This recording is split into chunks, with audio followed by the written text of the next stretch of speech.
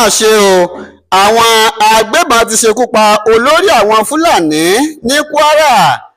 Àwọn agbébọn kan tí kò sẹ́ni tó mọ ẹyẹ tó sú wọn ni wọ́n ti ṣe bẹ́ẹ̀ tí wọ́n ti ṣekú pa alága àwọn Fúlàní tó tún jẹ́ olùbánidámọ̀ràn pàtàkì sí ìjọba ìbílẹ̀ Moro nípínlẹ̀ Kwara báyìí.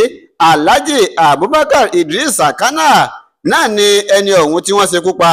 Gẹ́gẹ́ bí a ṣe gbọ́, wọ́n ní ṣe ni àwọn agbébọn ọ̀hún wọ́n ya wọ ilé ìgbé rẹ̀ tó wà ní Òkè Òsè nílùú Ìlọrin tí ṣe olú fún ìpínlẹ̀ Kwara lọ́jọ́ àìkú Sunday ọjọ́ 9 oṣù kẹta ọdún 2025 tá a wà yìí.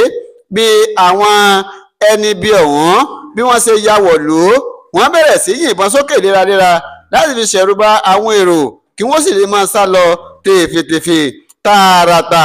Ilé Alhaji Abubakar ti ṣe olórí àwọn Fúlàní ni wọ́n gbà lọ, wọ́n sì ṣe bẹ́ẹ̀ wọ́n sì rọ́bọ̀n lù ú. Bí wọ́n ṣe rọ́bọ̀n lù tán ni wọ́n sá lọ. Nígbà táwọn èèyàn tí wọ́n fi gbọ́ ìrọ́bọ̀n tí wọ́n fi dé ilé olórí àwọn Fúlàní yìí ṣe ni wọ́n bá nínú àgbàrá ẹ̀jẹ̀ tí ó sì ti ṣe bẹ́ẹ̀ ó ti gba èkúrú jẹ lọ́wọ́ ẹbọra.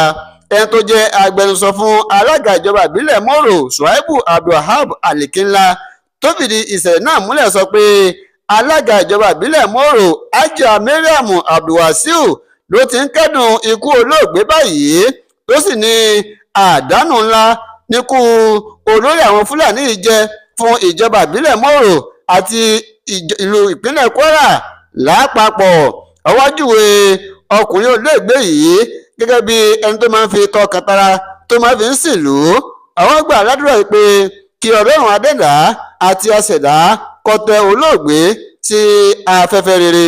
Bákan ló sọ di mímọ̀ pé ní orúkọ Ọlọ́run ọba ṣẹ̀dá, ọwọ́ yóò tẹ àwọn ẹni láabi tí wọ́n pọn mọ́lẹ̀ léwẹ̀ yìí, ọwọ́ yóò tẹ̀ wọ́n tí ìjọba yóò sì fi hàn jófin ṣé wọ́n ní ẹlẹ́ṣẹ̀ kan kì í lọ láì jìyà.